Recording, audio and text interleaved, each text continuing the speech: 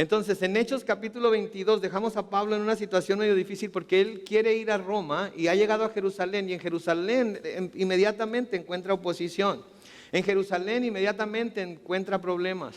En Jerusalén inmediatamente empieza a tener las mismas dificultades que ha tenido en otros lugares, que es gente que quiere atacarlo, que quiere atacar lo que está haciendo y que quiere de alguna manera detener la obra que el Señor le ha mandado hacer. Llega a Jerusalén durante la fiesta de Pentecostés. Juntamente con él llegan judíos del área de Asia, que era en donde él había estado predicando, e inmediatamente ellos, al haber hablado ya con los líderes, los ancianos y con la gente de Jerusalén, les empiezan a decir que este hombre era el hombre del que les habían estado hablando acerca de cómo él estaba enseñando a los judíos en todo lugar a no obedecer la ley de Moisés. Y vimos que eso no era la realidad. Pablo no estaba enseñándoles a los judíos a no obedecer la ley de Moisés. Pablo en ninguna forma había hablado en contra de la ley de Moisés. Lo que Pablo se oponía y siempre se opuso fue a que los judíos quisieran imponer la ley de Moisés sobre los gentiles. Ahora lo acusan de que al haber venido al templo había traído gentiles al templo, cosa que no era cierto. Jacobo le había dicho que había algunos hombres que estaban por pagar su voto, así es que le dijo que se purificara para que juntamente con ellos él también pudiera entrar al templo y pagar un voto. Entonces no había entrado con gentiles, había entrado con judíos que ya tenían ese propósito de entrar al templo a hacer lo que estaban haciendo. Empieza Pablo a predicar como es su costumbre. Nunca pierde la oportunidad de predicar el evangelio a quien tenga enfrente. Sea judío, sea gentil, sea del concilio, sea gobernante. Era lo que el Señor le había dicho en Hechos 9:15, ¿no es cierto? Que Él iba a ser un instrumento escogido por Dios para llevar su testimonio a reyes, a gobernadores, a todas partes entre los gentiles. El propósito de Dios en Pablo se estaba cumpliendo entonces. Pero como hemos podido ver a través de todo nuestro estudio en Hechos, no ha sido sin oposición, no ha sido sin persecución, no ha sido sin aflicción. Y cuando Pablo empieza a hablarles a los judíos acerca de lo que él está haciendo, inmediatamente ellos se enojan y empiezan a hablar en contra de él. Y no les gusta escuchar muchas de las cosas que está diciendo, específicamente en lo que se trata de los gentiles. Los judíos se creían y de hecho son el pueblo escogido de Dios. Pero habían tomado esa elección de Dios como algo por lo que se enorgullecían mucho, y habían tomado eso como un pretexto para excluir a otros pueblos de acercarse a Dios, para no dejarlos que se acerquen a Dios. Yo creo que eso es una lección muy clara para nosotros como cristianos, ¿verdad? Hablamos de la elección, hablamos de la predestinación en las Escrituras, hablamos de cómo Dios nos ha escogido desde antes de la fundación del mundo, etcétera, etcétera.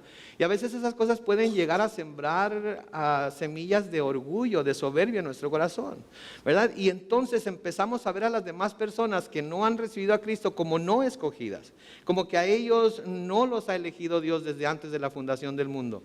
Sí, porque si los hubiera elegido, entonces fueran igual que nosotros. Pero debemos de tener cuidado con esa manera de pensar, porque Cristo murió por los pecados de ¿cuántas personas? De todos. De tal manera amó Dios al mundo, para que todo aquel que en él cree no se pierda, mas tenga vida eterna. Entonces nosotros no podemos excluir a nadie como los judíos lo hacían. Nosotros tenemos que incluir a todo el mundo dentro del plan de salvación. Si bien no todo el mundo lo va a aceptar, nosotros sabemos que la puerta está abierta para todo el mundo. No importa de qué nacionalidad, no importa de qué cultura, no importa qué idioma hablen. La puerta está abierta para que todo el mundo pueda venir al Señor. Amén. Entonces cuando él habla de esto, ellos, el orgullo judío como que les empieza a hacer algo en su corazón, e inmediatamente se oponen a él. Noten ahí en el capítulo 22 y comenzando en el versículo 22, en donde dicen: hasta aquí lo escucharon, y entonces alzaron la voz y gritaron: mátalo, bórralo de este mundo, gente así no merece vivir. Y se rasgaban la ropa y lanzaban polvo al aire y no dejaban de gritar. En el versículo 24 dice: entonces el tribuno mandó que llevaran a Pablo a la fortaleza con órdenes de que lo interrogaran, noten, y lo azotaran para saber por qué protestaban contra él. En otras palabras, Pablo iba a ser culpable hasta que se le encontrara inocente. Sí, vamos a golpearlo, vamos a azotarlo, vamos a castigarlo para que nos diga la verdad de por qué lo están acusando. Porque de todo lo que el tribuno estaba escuchando que los judíos decían, no entendía absolutamente nada. De hecho, él no sabía cuál era el crimen que Pablo había cometido para que ellos lo aborrecieran tanto. Nos recuerda a otro personaje en la palabra, ¿verdad? Nos recuerda a Jesucristo. Pilato les dice, yo no encuentro nada que merezca muerte. Yo no encuentro nada que este hombre haya hecho que merezca que lo condenemos a muerte. Sí, y los judíos que empiezan a gritar, crucifícale, crucifícale, crucifícale. Muchos de ellos habían estado, me imagino, el domingo anterior cuando el Señor llegó a Jerusalén poniendo las palmas sobre el camino, poniendo sus vestidos sobre el camino, diciendo, Hosana, Hosana, bendito el que viene en el nombre del Señor. Y ahora su mente ha sido transformada, su mente ha sido tergiversada de tal manera que están gritando, crucifícale. Así también aquí con Pablo. Sí, mátalo, bórralo de este mundo. Yo estoy leyendo la versión Reina Valera contemporánea por si encuentran alguna diferencia ahí. Gente así no merece vivir. ¿Saben por qué? Yo creo que les dio donde les dolía. Les dio en el orgullo. ¿Sí? A ver, ojalá y no vaya a ofender a nadie. ¿Cuántos mexicanos hay aquí? Calle, boca, para, lengua. Viva México, ¿verdad? Ok. Escuchen con cuidado estos. ¿Cuántos se sintieron ofendidos por lo que Donald Trump supuestamente dijo cuando habló de su candidatura la primera vez? Sean honestos, ¿cuántos se sintieron ofendidos? ¿No se sintieron? Claro que se sintieron ofendidos. Claro que se sintieron ofendidos. ¿Sí? Parte por lo que dijo y cómo se tergiversó por los medios de comunicación, pero parte porque yo soy mexicano. ¿Sí? Y me duele que se hable así de los mexicanos, ya sea que fuera cierto lo que se dijo en los medios de comunicación que dijo o no, me duele que se hable así de los mexicanos. ¿Sí? Así también los judíos empezaron a sentirse atacados por Pablo al hablar acerca de los gentiles y de cómo él estaba predicando el evangelio a los gentiles. Ahora, aparte de eso, era que estaba predicando a Jesucristo. Sí, y para los judíos Jesucristo no era absolutamente nadie. De hecho, todavía Jesucristo no es absolutamente nadie. Ellos no lo reconocen como el Mesías. Nosotros sí lo reconocemos porque vemos claramente en las Escrituras cómo se ha manifestado y cómo se ha presentado y cómo ha hecho cosas y profecías se han cumplido que solamente el Cristo puede cumplir. Sí, pero ellos no lo reciben así. El pastor Brian Parrish estaba hablando acerca de cuando él llegó a pastorear en La Mirada por primera vez y cómo siendo pastor y queriendo alcanzar a cuanta gente pudiera, fue a uno de los templos judíos que estaban ahí en el área y le dijo al rabino que quería platicar con él y se sentó a platicar con él y él le dijo, ¿sabes qué? Yo soy pastor, acabo de abrir una iglesia aquí, quiero predicarles a Cristo a toda persona. Sí, el rabino le dijo, ok, nada más dime una cosa. ¿Tú crees que Jesucristo es el único camino para la salvación y no hay otro? Y él le dijo, sí. Y el rabino dijo, ok, aquí acaba nuestra conversación, te puedes ir. ¿Por qué? Porque lo rechazan. Al hablar de Jesús, la gente lo rechaza. ¿Sí? Al hablar de Jesús, el mundo tiene algo que siente, porque ¿saben qué? Porque Jesucristo es la verdad. Y hay un dicho mexicano que dice, la verdad no peca, pero incomoda. Y la verdad es la verdad, la crean ustedes o no. La verdad es la verdad, la crea yo o no. Sí, me asombra cómo los ateos hablan tanto en contra de Dios, ¿verdad? Presentan argumentos y alegatas y todo tipo de, entre comillas, pruebas de por qué Dios no existe. Y lo odian con odio jarocho, ¿verdad? ¿Alguna vez han escuchado a algún ateo abogar en contra de la existencia del conejito de Easter? ¿Alguna vez han escuchado a algún ateo abogar en contra de las hadas? ¿Alguna vez han ustedes escuchado a un ateo abogar en contra de tantos personajes mitológicos que existen en el mundo? No. Si Dios no existe, entonces todos esos personajes sin duda no existen, sin embargo contra ellos no hablan como hablan contra Dios, como hablan contra Jesucristo. ¿Por qué? Porque Jesucristo es el camino, la verdad y la vida y nadie viene al Padre si no es por Él. Y cuando escuchan eso, automáticamente la verdad les hace mella, la verdad les empieza a doler, la verdad les empieza a causar problemas en su mente y en su corazón, porque es la verdad. ¿Sí? Pero ¿qué hacen? cuando hablamos de Cristo? ¿Qué hacen cuando hablamos de salvación? ¿Qué hacen cuando hablamos de la iglesia, cuando hablamos de nuestros hermanos? ¿Qué hacen? Ya cállate con tu Cristo y tu iglesia y la salvación y tus hermanos, aleluyas. Ya te dije que yo tengo mi propia manera de pensar, ya te dije que yo tengo mi propia religión, ya te dije que yo tengo mis propias filosofías. Y si para ti eso es verdad, para mí no es verdad, porque yo tengo mi propia verdad. Mis hermanos y hermanas, no puede haber dos verdades. Una de las dos es una falsedad. Una de las dos es una falsedad. Entonces cuando alguien dice yo tengo mi propia verdad y tú tienes tu verdad, no, yo tengo la verdad porque yo tengo a Jesucristo y estoy confiado en ello. Y tú ahora ellas vienen a escuchar la verdad, porque la verdad te va a hacer libre, porque no hay ninguna otra cosa que te pueda liberar de lo que tú estás pasando, de lo que tú estás sufriendo, de esa enfermedad tan grave que tienes que se llama pecado, que la verdad, y la verdad es Jesucristo. Se enojan entonces.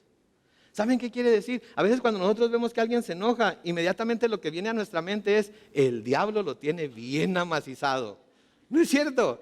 Eso es lo que pensamos. Uy, el diablo ya te tiene tan agarrado que no hay manera de que te zafes. ¿Saben qué? A veces le damos demasiado crédito al diablo. A veces le damos demasiado crédito al diablo. ¿Saben qué? No es el diablo. ¿Saben quién es? Es el Espíritu Santo. Es el Espíritu Santo que les hace sentir ese odio. Es el Espíritu Santo el que les hace ver la verdad que se les está predicando y les hace ver que están condenados si no creen en Jesucristo. Y por eso se enojan. ¿Se recuerdan lo que el Señor Jesucristo les dijo a sus discípulos? En Juan 16, los versículos 7 al 11. Pero les digo la verdad, dice Jesús. Les conviene que yo me vaya, porque si no me voy, el Consolador no vendrá a ustedes. Pero si me voy, yo se lo enviaré. Y cuando Él venga, convencerá al mundo de pecado, de justicia y de juicio.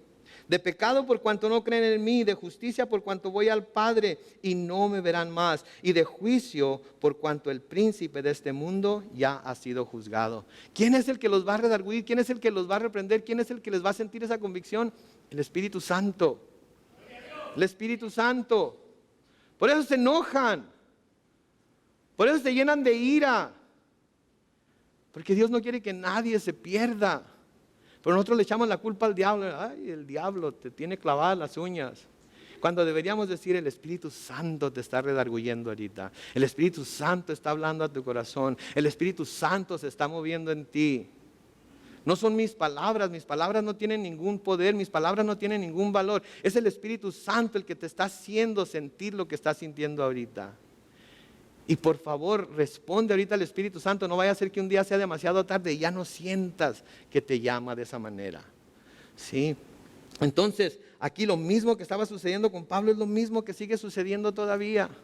Es lo mismo que sigue sucediendo todavía. Nosotros predicamos el Evangelio, la gente se enoja contra nosotros. ¿Por qué? Porque esa es la reacción natural de la persona incrédula.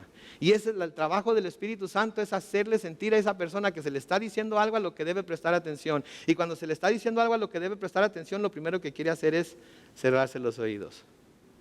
Nada más miren a un adolescente cuando les trata de dar instrucciones.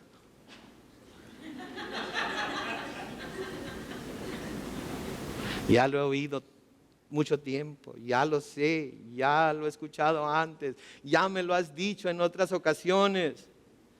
Y la pregunta es entonces, ¿por qué no lo haces, verdad? Esa es la misma reacción del incrédulo. Otra vez con este Cristo, otra vez con este Jesús, otra vez con estas aleluyas, otra vez con... Entonces, ¿por qué no prestas atención? ¿Por qué no lo intentas cuando menos?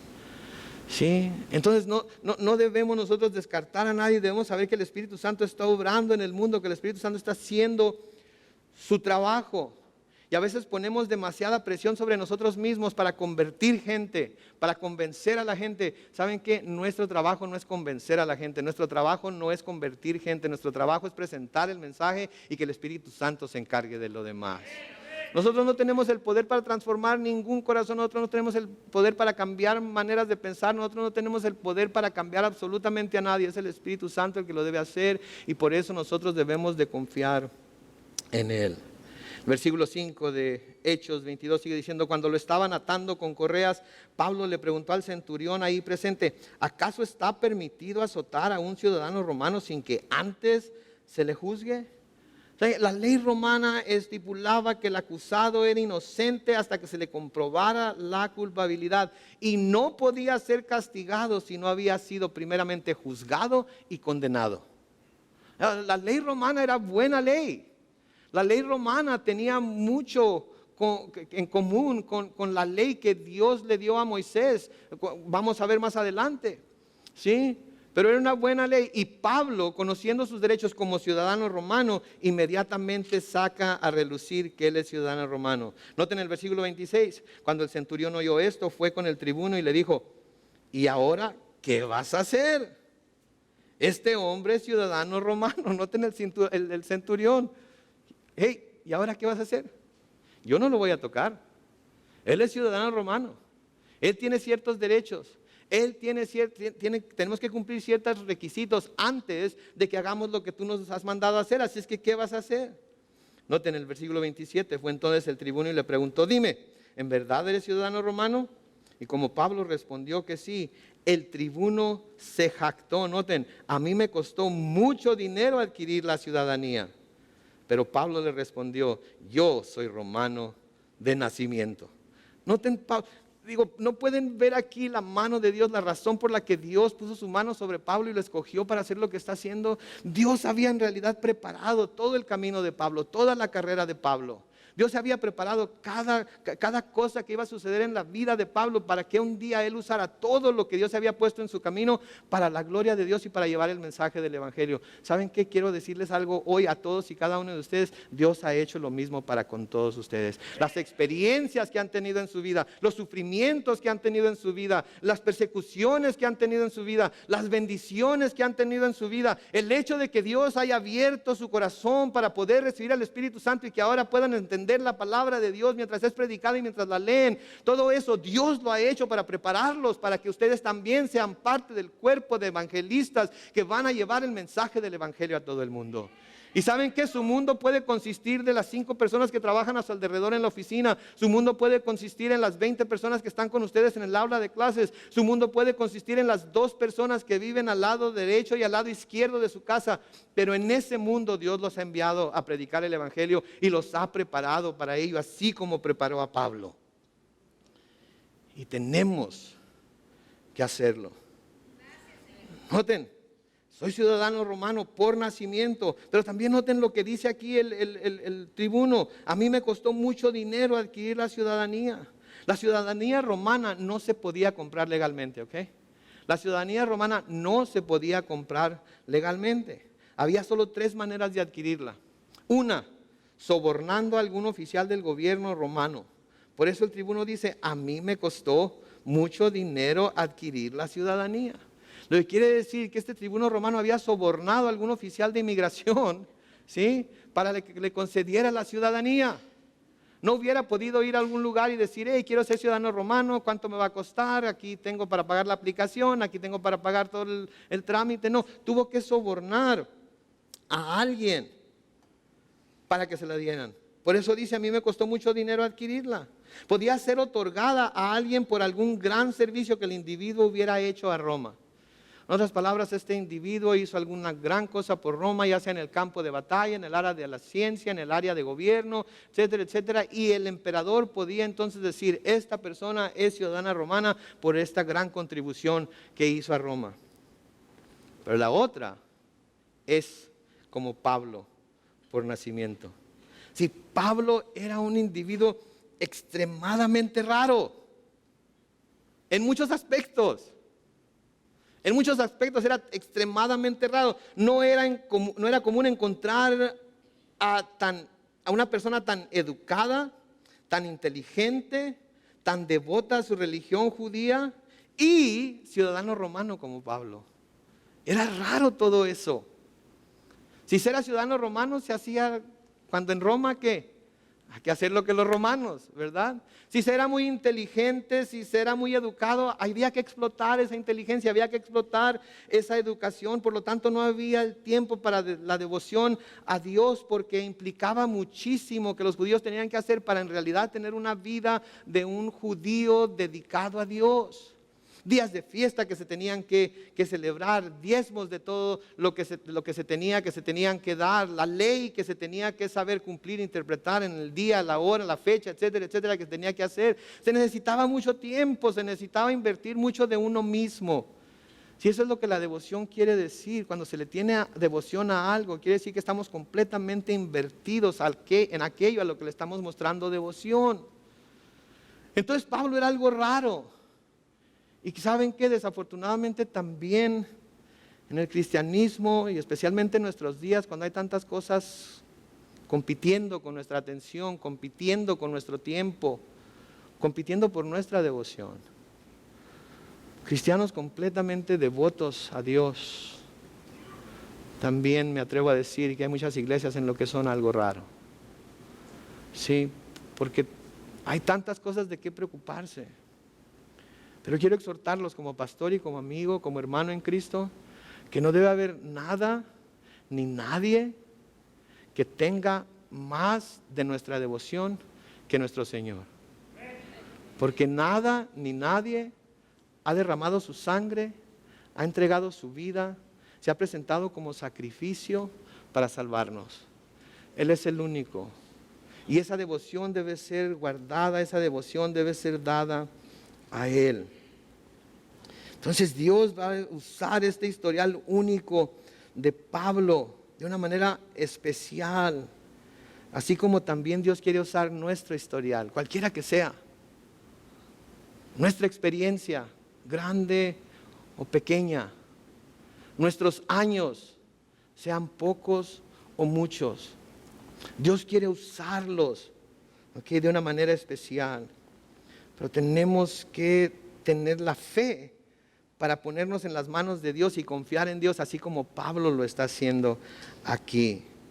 Sí, Dios usó todas las experiencias de Pablo, usó su incredulidad, porque después pudo dar testimonio de cómo él no había creído en Jesús, había perseguido a la iglesia y cómo lo había hecho por ignorancia. Usó su habilidad porque era un hombre educado, porque era un hombre que era ciudadano romano, pero lo que más usó Dios, ¿saben qué fue? Fue su disponibilidad, porque cuando Pablo se entregó a Cristo, se entregó sin ninguna reserva. ¿Qué cantamos la semana pasada antes de irnos? No vuelvo atrás, no vuelvo atrás. Ese era el corazón de Pablo. No importa qué sucediera, él no iba a volver atrás. Y de nuevo, Dios quiere usar todas nuestras experiencias, todo lo que hemos sufrido en nuestra vida, todo lo que hemos recibido en nuestra vida de la misma manera. Entonces la pregunta es, ¿en qué etapa de nuestra vida nos encontramos hoy nosotros? ¿En qué temporada de nuestra vida? ¿Está todo así bien suave, todo en donde debe de estar? Dios quiere usarlo. Está todo que parece que está patas para arriba y parece que están haciendo malabares con nuestra vida. Dios quiere usarlo. Estamos enfermos y teniendo que ir con el doctor cada semana o cada 3 días, Dios lo quiere usar para atraer a alguien a los pies de Cristo. Estamos más sanos que nunca. Dios lo quiere usar para atraer a alguien a los pies de Cristo. Y lo que necesita Dios es nuestra disponibilidad para ver las cosas como Él las ve, no como nosotros las vemos. Porque nosotros como seres humanos todo lo vemos como tragedia cuando las cosas no van como nosotros queremos, ¿verdad? Y a veces hasta pensamos, sin duda, lo que yo había pensado que Dios me había dicho que hiciera no era de Dios, porque si fuera de Dios no estarían las cosas como están. No, Pablo está haciendo exactamente lo que Dios le dijo. ¿Y cómo está su vida? Patas para arriba, ¿no es cierto?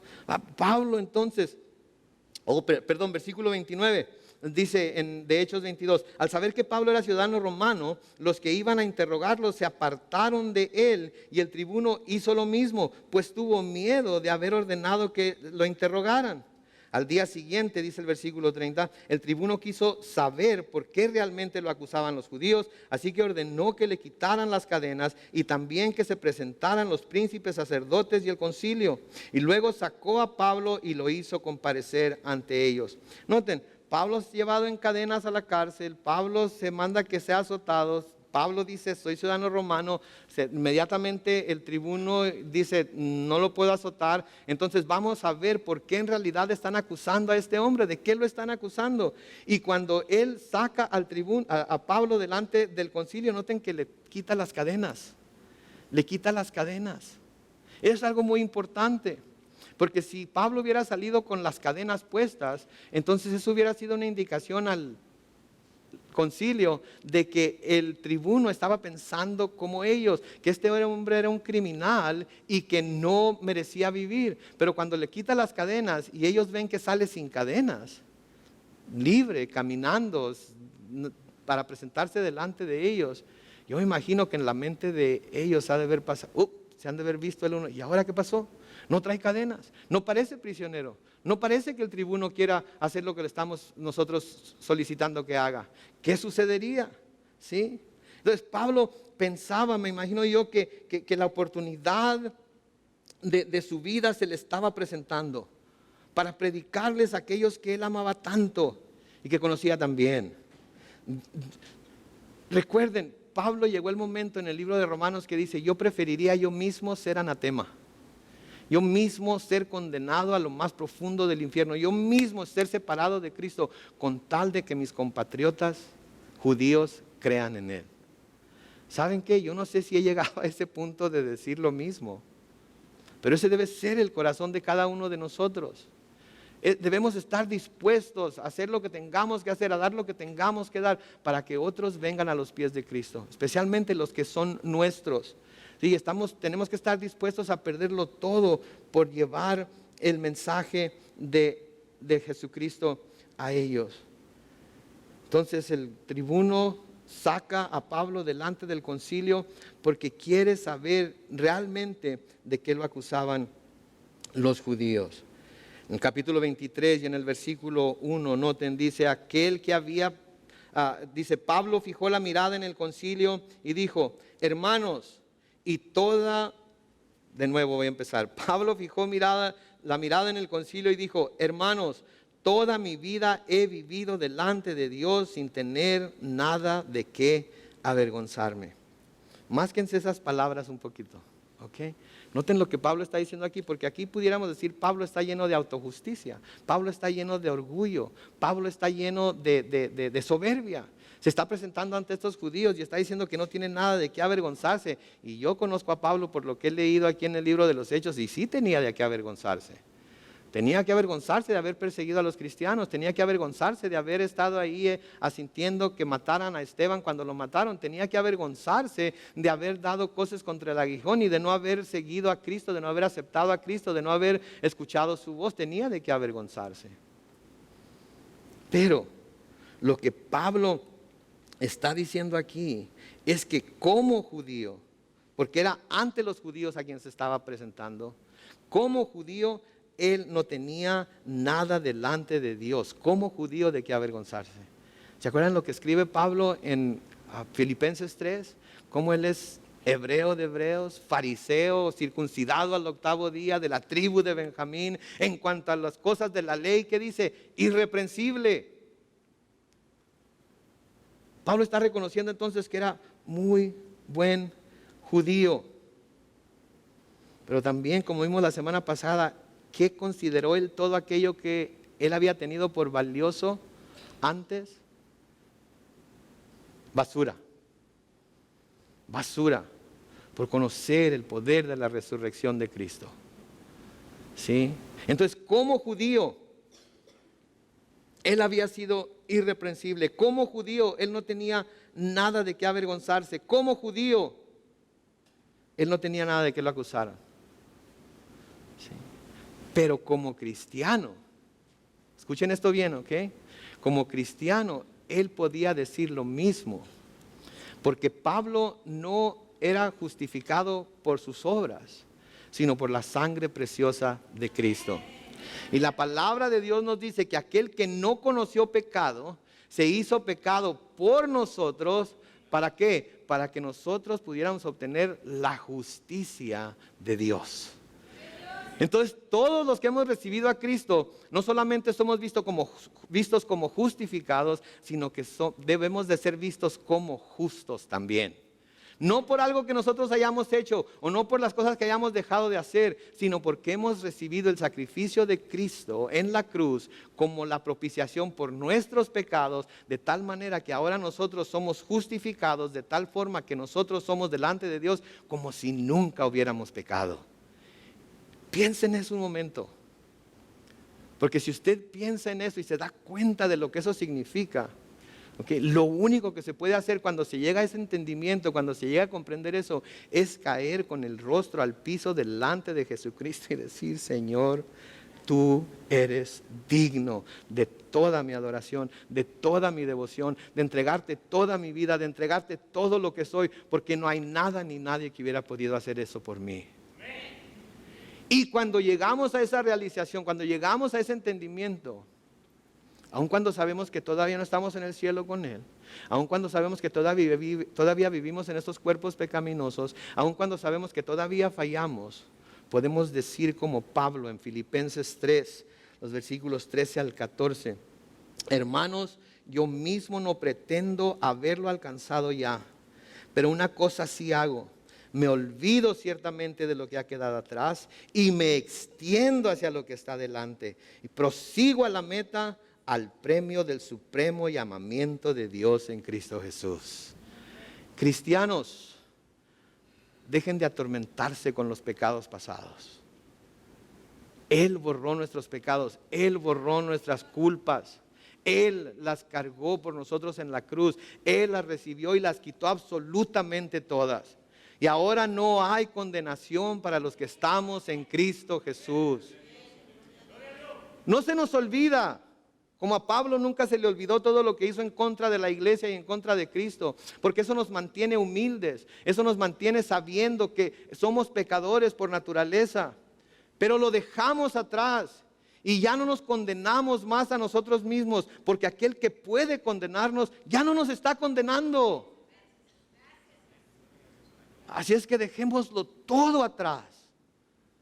No traigamos nada con nosotros. Y cuando Satanás quiera: ¿te acuerdas de aquel pecado? Sí, me acuerdo. Pero Dios ya no se acuerda, porque lo lavó con la sangre de Cristo. ¿Y crees que eres salvo después de lo que hiciste por allá en 1986? No, no soy salvo por lo que hice en 1986. Soy salvo por lo que Cristo hizo en la cruz en el año 30 después de Cristo. Sí. Satanás ya no tiene poder sobre nosotros. El pecado ya no tiene poder sobre nosotros. ¿Saben qué debemos aprender los cristianos? Una palabra muy sencilla: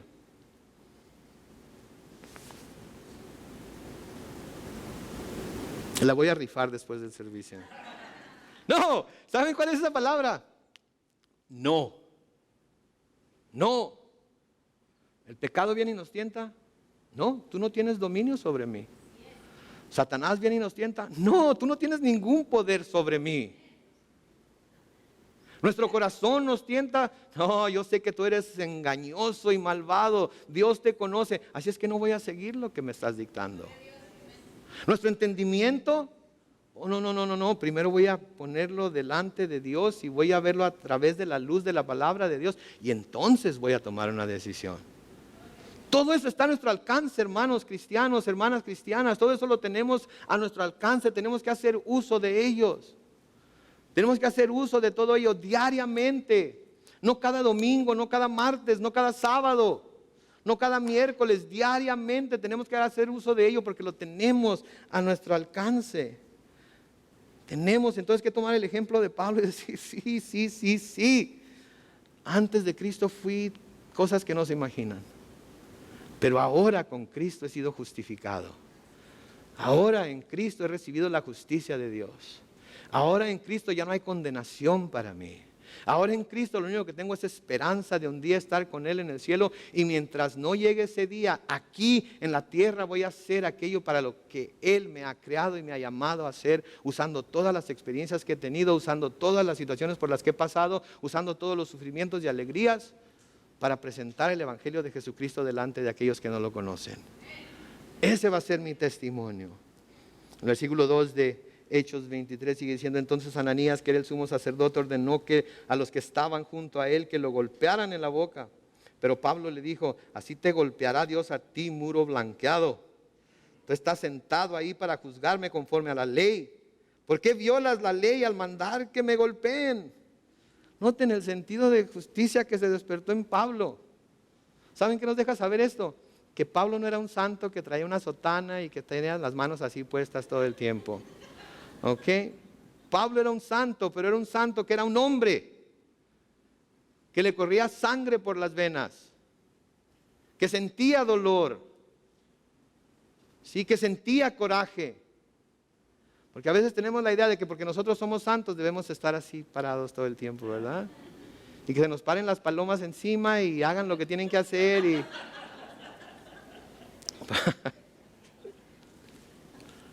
Pero no, podemos ver aquí la humanidad de Pablo, ¿sí?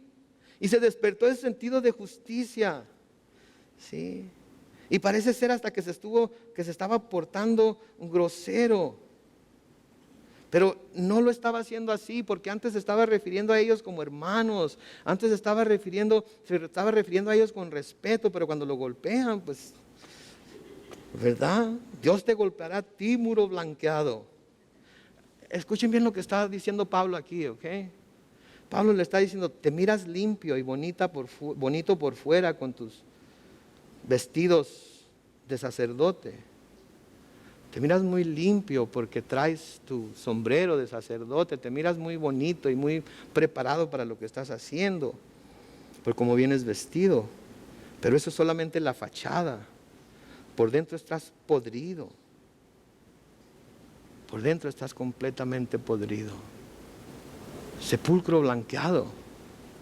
¿Sí? ¿Saben quién es el primero que escuchamos decir estas palabras? El Señor Jesús. Señor Jesús en Mateo capítulo 23, los versículos 27 al 28, dice, ay de ustedes, escribas y fariseos, hipócritas, porque son como los sepulcros blanqueados que por fuera se ven hermosos, pero por dentro están llenos de carroña y de total impureza. Así también ustedes por fuera se presentan ante todos como hombres justos, pero por dentro están llenos de hipocresía y maldad. Tenemos que tener cuidado con esto, mis hermanos, porque es muy fácil caer en la misma trampa que los fariseos. Es muy fácil caer en la misma trampa que Ananías y engañarnos a nosotros mismos. Porque sabemos aparentar las cosas muy bien, ¿no es cierto? Sabemos aparentar las cosas tan bien. Miren qué bonitos y calladitos se ven todos ahorita. Ahí sentados, escuchando la palabra de Dios, diciendo amén cuando algo les parece bien, ¿verdad? Así como que, eso no me gustó, pero no dicen nada, siguen oyendo, ¿verdad? Hay veces que miro parejas especialmente, están por allá separados de todo mundo. Se ve que algo está mal, ¿verdad? Algo no está bien. Padres e hijos. Hermanos, ¿cómo están? El semblante cambia. ¡Hermano! Dios le bendiga. No, todo bien aquí, ¿verdad, mi amor? Estábamos hablando de dónde íbamos a ir a comer.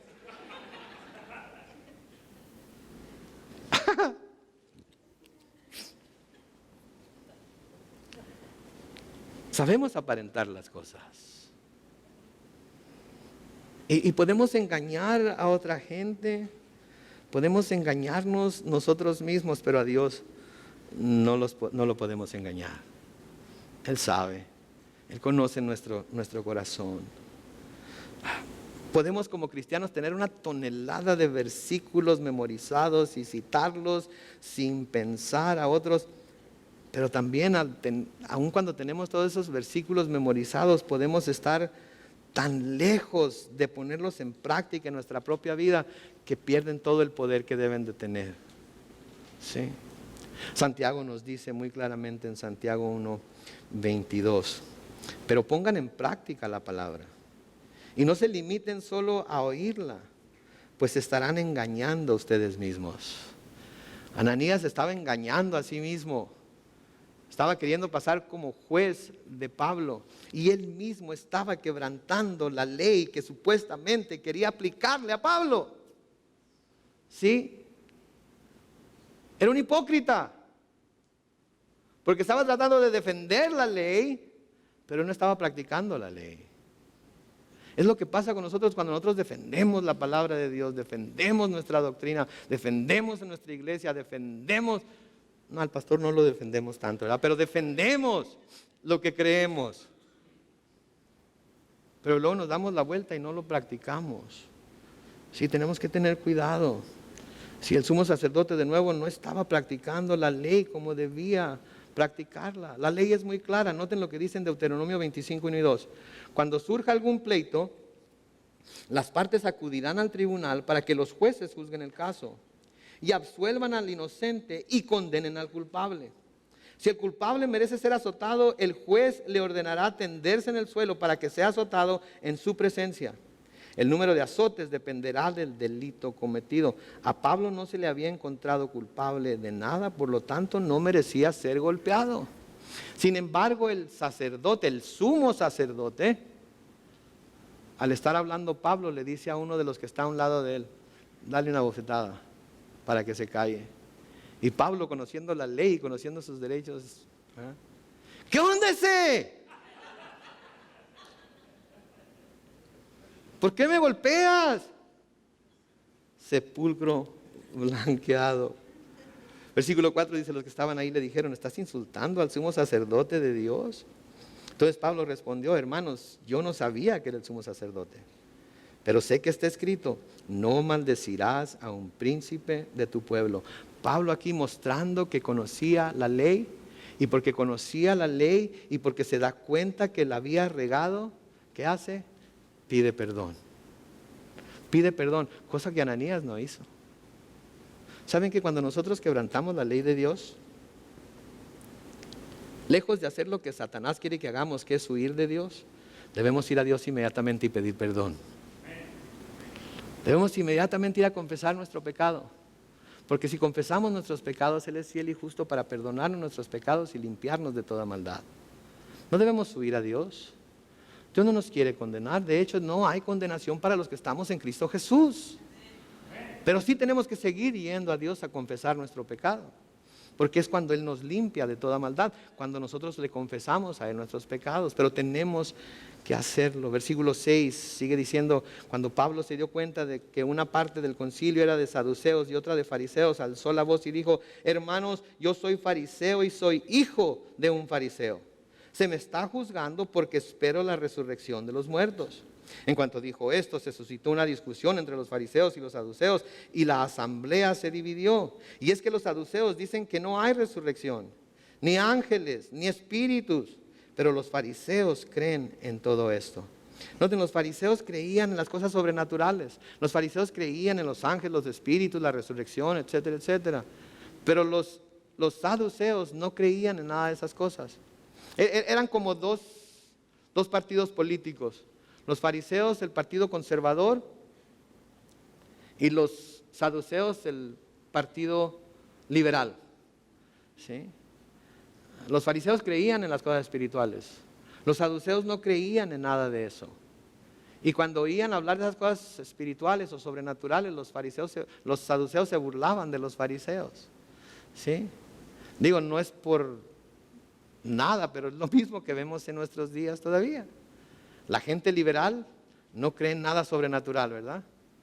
Se dicen algunos cristianos, pero cuando se trata de lo sobrenatural, cuando se trata de ver la mano de Dios moverse y cuando se trata de que Dios está en control y todo lo demás, como que eso lo descartan, ¿verdad? Creen que hay un Dios, dicen creer que hay un Dios, por allá está en el cielo, pero Dios nos mira a nosotros chiquitos y orejones como los conejos, ¿verdad?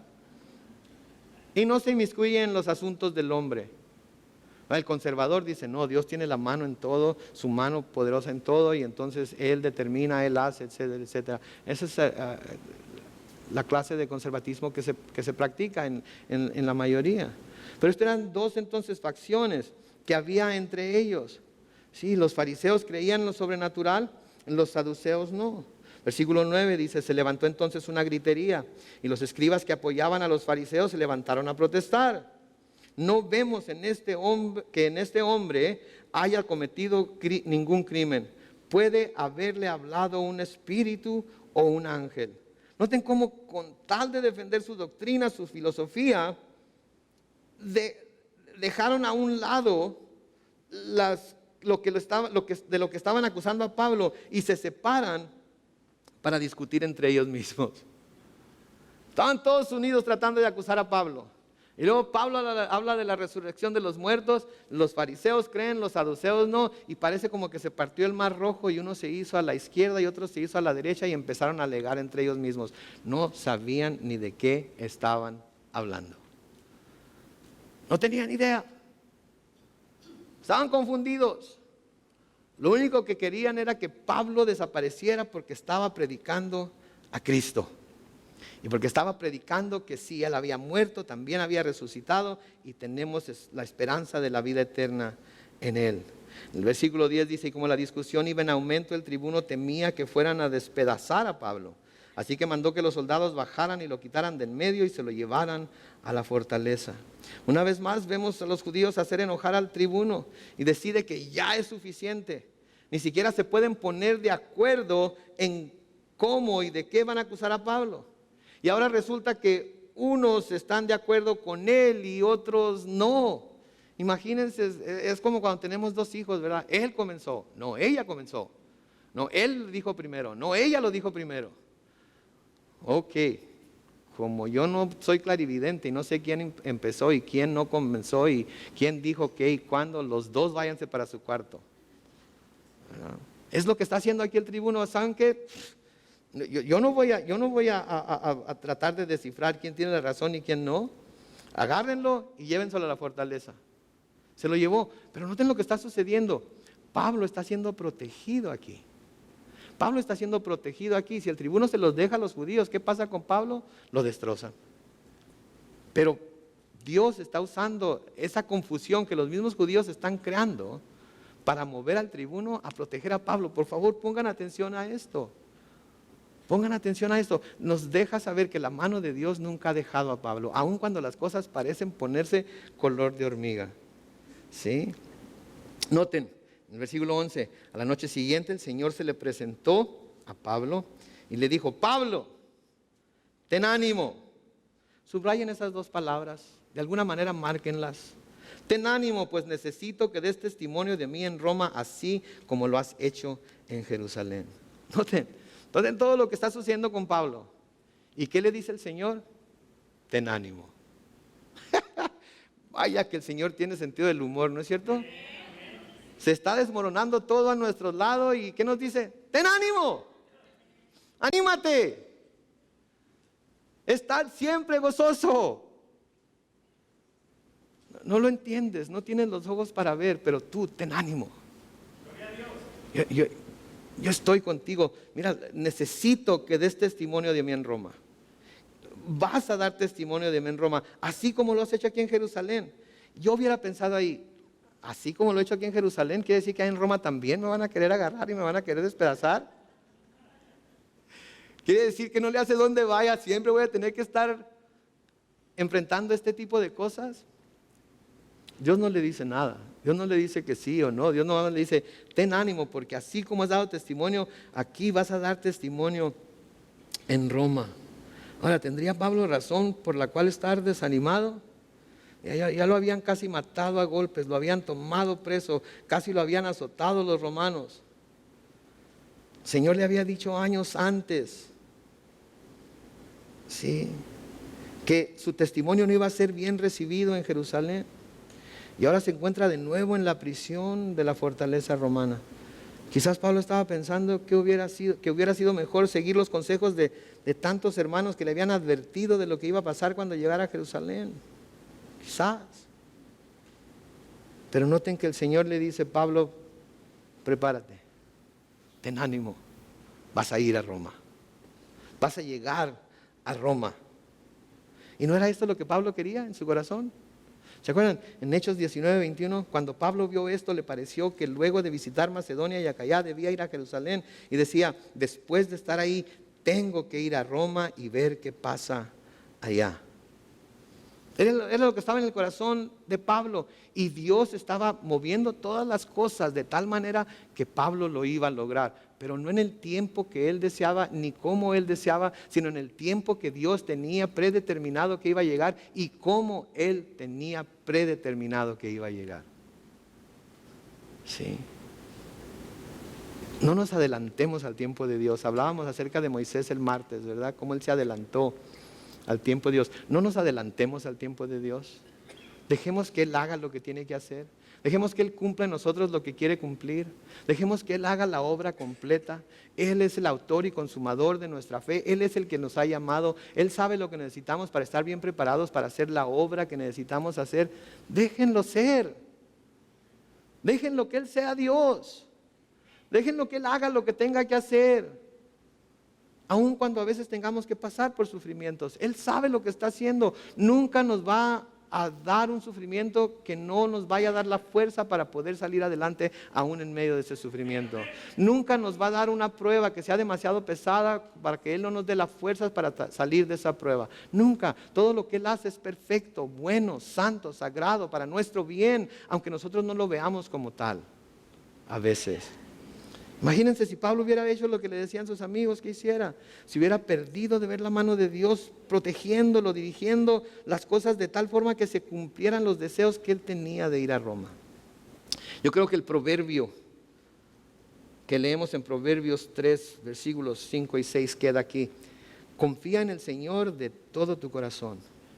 No te apoyes en tu propia prudencia. Reconócelo en todos tus caminos y Él enderezará tus veredas. ¿Sí? Confía en Él. Él te dijo que ibas a llegar. ¿Sabes qué? Vas a llegar. Él te dijo que ibas a hacer. ¿Sabes qué? Lo vas a hacer. Él te dijo que ibas a lograr. ¿Sabes qué? Lo vas a lograr. Confía en Él. No te apoyes en tu propia prudencia. No sería prudente hacerlo. ¿Sí? Reconócelo en todos tus caminos y Él enderezará tus veredas. No nos perdamos entonces de ver a Dios operar sobrenaturalmente a nuestro favor, ¿sí? Sino que creamos en Él, confiemos en Él. Él va a hacer lo que nos dijo que íbamos a hacer. Y hoy quizás le está diciendo a algunos de ustedes, ten ánimo, ten ánimo, ten ánimo. Sí. Ten ánimo, confía. No, mi papá tiene no te agüites. Sigue adelante, poniendo un pie delante del otro. Si Dios te ha dado vida hoy es porque todavía está cumpliendo su propósito en ti. Si Dios te ha dado vida hoy es porque Él sigue todavía guiándote, sigue en el camino que te ha puesto. Y cuando tengas duda de lo que te está diciendo que hagas, vuelve a lo que te dijo que hicieras, a lo último que te dijo que hicieras. Y si todavía estás haciendo lo último que te dijo que hicieras, permanece fiel en eso que te dijo que hicieras y Él va a hacer lo demás. Noten aquí rápidamente en el versículo 12 de Hechos 23, al amanecer los judíos se reunieron para conspirar y bajo maldición se comprometieron a no comer ni beber hasta darle muerte a Pablo. Los que hicieron este juramento eran más de 40. Fueron ante los principales sacerdotes y los ancianos y les dijeron, nosotros hemos jurado bajo maldición que no comeremos nada hasta que hayamos matado a Pablo. Les sugerimos a ustedes y al concilio pedirle al tribuno la comparecencia de Pablo para mañana, porque ustedes quieren averiguar algunas cosas acerca de él. Nosotros estaremos listos para matarlo antes de que se presente. Noten, ellos quieren matar a Pablo a como dé lugar. Y más de 40 hacen un pacto. Ok, no vamos a comer ni a beber nada hasta que lo matemos. Y como somos gente de buen comer, mañana lo vamos a matar. Sabemos que no lo mataron. Sabemos inclusive que llegó a Roma. Es que pasó mucho tiempo entre este evento y cuando llegó a Roma. Me pregunto yo, ¿quién sería el primero de los 40 que se fue a la tortería de la esquina a comprarse una torta de jamón porque ya no aguantaba el hambre, a escondidas de todos los demás, porque si lo miraban lo iban a matar. Me imagino que todos se fueron por su lado, cada quien a comer, y luego volvían a reconvenirse, ¿verdad? Pero noten lo que sigue, dice el versículo 16. Pero el hijo de la hermana de Pablo se enteró de la emboscada y fue a la fortaleza y entró para darle aviso a Pablo. Y en realidad esta es la única mención de la familia de Pablo. ¿Sabían ustedes? No tenemos más información acerca de la familia de Pablo en ninguna parte de las Escrituras, pero al parecer estaban atentos a lo que estaba pasando con Pablo, y al parecer el sobrino de Pablo estaba en el mismo lugar en donde se estaba llevando a cabo este complot. ¿Coincidencia? Yo no creo que haya sido coincidencia. Yo creo que era la mano de Dios. Él estaba preparándolo todo, y noten cómo Dios está obrando sobrenaturalmente dentro de lo sobrenatural, dentro de lo natural. ¿Sí? Él está obrando, Él está haciendo. No lo vemos aquí, ¿verdad?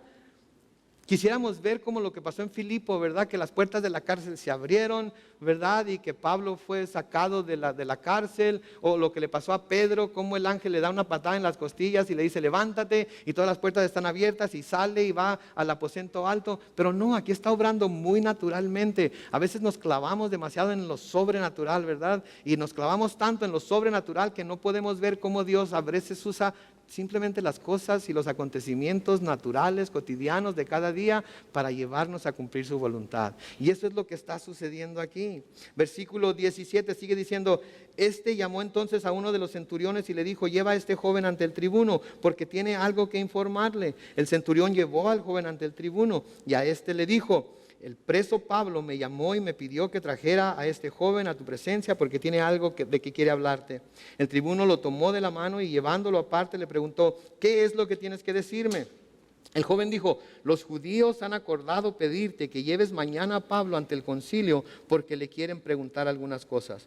Pero no les creas, porque más de 40 de sus hombres lo esperan para matarlo. Han jurado bajo maldición que no comerán ni beberán nada hasta haberlo matado. Están dispuestos a hacerlo y solo esperan que hagas venir a Pablo. El tribuno despidió al joven y le mandó que no dijera nada a nadie del aviso que le había dado. Noten lo que pasa en el versículo 23.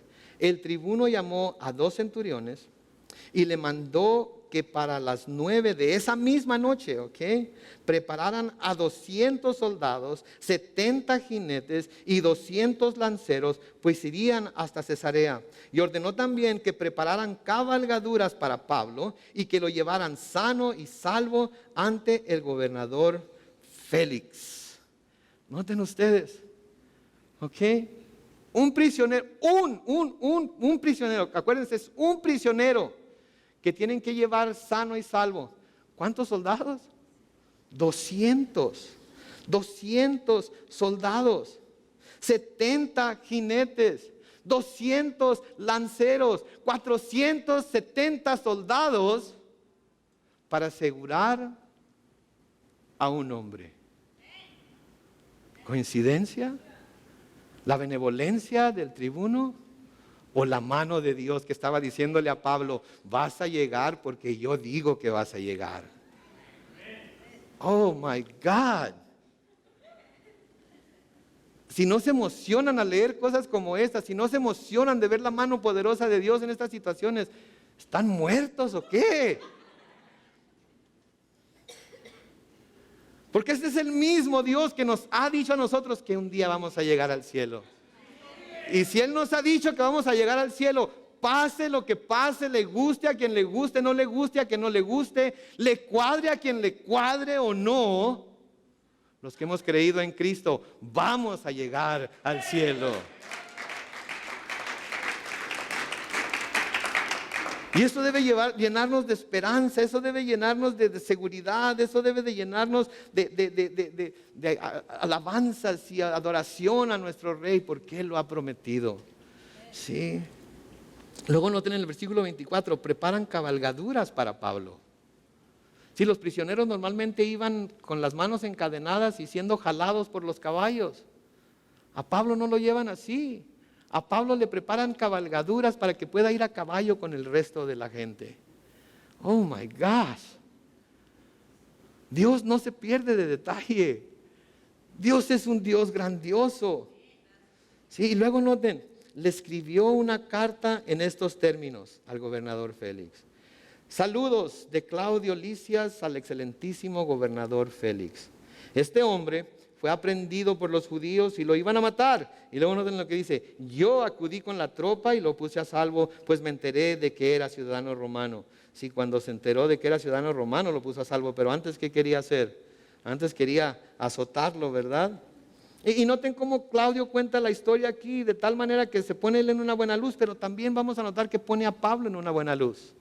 Sí, porque es lo que Dios hace con sus escogidos. ¿Ok?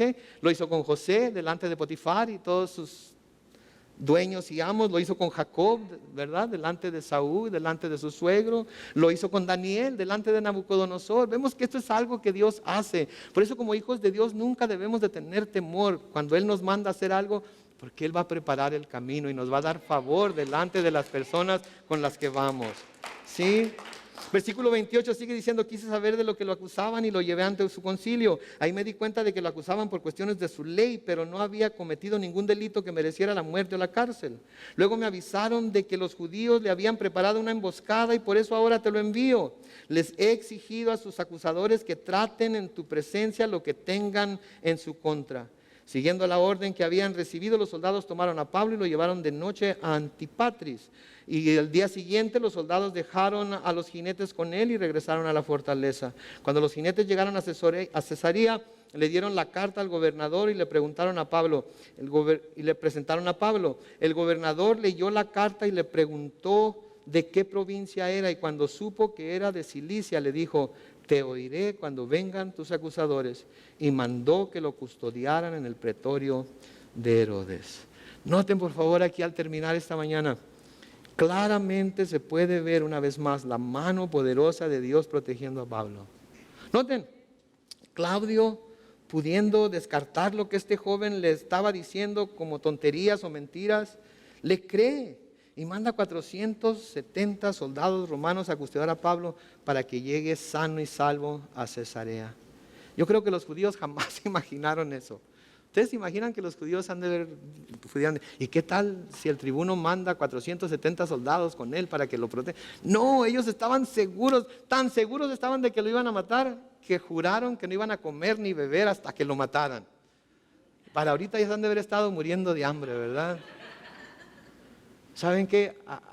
Así es Dios con nosotros, con los que nos quieren atacar, con los que nos quieren hacer daño, con Satanás. ¿Sí? Él pone a sus ángeles a nuestro alrededor. Él manda ejércitos a protegernos. Si no fuera así, piensen en cuántas cosas malas ya nos hubieran sucedido. Y las cosas malas que nos han sucedido en nada se comparan con lo que iba a pasar con Pablo. Nunca vamos a entender completamente a Dios, aunque lo intentemos. Por más que estudiemos la Biblia, por más que nos demos a la tarea de escudriñarla, nunca vamos a entender completamente a Dios, porque Él es Dios. Y el momento en el que nosotros lo lleguemos a entender completamente, nosotros mismos nos convertimos en Dios, lo que quiere decir que Él no lo es, pero como Él es, nosotros nunca vamos a entenderlo completamente. Sí. El profeta Isaías dice lo siguiente en Isaías 55, 8 y 9. El Señor ha dicho: mis pensamientos no son los pensamientos de ustedes, ni son sus caminos mis caminos. Así como los cielos son más altos que la tierra, también mis caminos y mis pensamientos son más altos que los caminos y pensamientos de ustedes. ¿Qué quiere decir? Que los pensamientos de Dios nos pasan así por encima. Y nosotros pensamos: pero ¿cómo, Señor? Tú no te preocupes, tú déjame a mí, yo te prometí, yo te di la promesa, yo la voy a cumplir, tú confía en mí, encomienda a mí tu camino. Pablo lo dice de esta manera en Romanos 11, 33 y 36, y con eso vamos a terminar mientras el grupo de alabanza pasa rápidamente al frente. Romanos 11, 33 al 36. Qué profundas son las riquezas de la sabiduría y del conocimiento de Dios. Cuán incomprensibles son sus juicios e inescrutables sus caminos. Porque ¿quién ha entendido la mente del Señor? ¿O quién ha sido su consejero? ¿O quién le dijo a él primero para que él tenga que devolverlo? ¿Quién le dio a él primero para que él tenga que devolverlo? Ciertamente, todas las cosas son de él, y por él, y para él. A él sea la gloria por siempre. Y el pueblo de Dios dice, amén.